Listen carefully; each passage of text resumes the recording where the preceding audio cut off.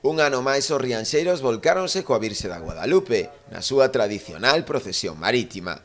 Centos de veciños e visitantes quixeron arroupar a moreniña na súa travesía pola ría. A comitiva partía pasada a 1 da tarde dende a capela, onde se celebrou a misa solemne. Dende alí ao porto, onde máis de 30 embarcacións agardaban á Virxe para seguila no seu tradicional paseo marítimo.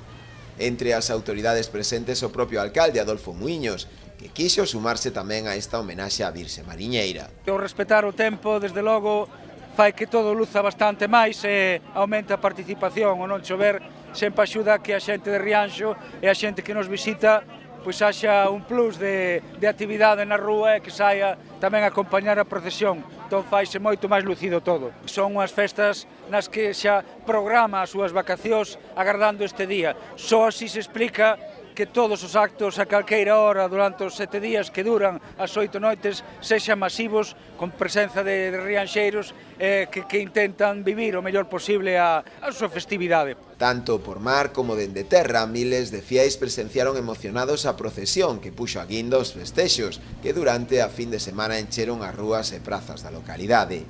Dende o venres pola noite co chupitazo e o posterior pregón o sábado a cargo de Eva Iglesias, as actividades fóronse sucedendo coa participación de centos de persoas que non dubidaron en achegarse ata a vila para disfrutar dos festexos.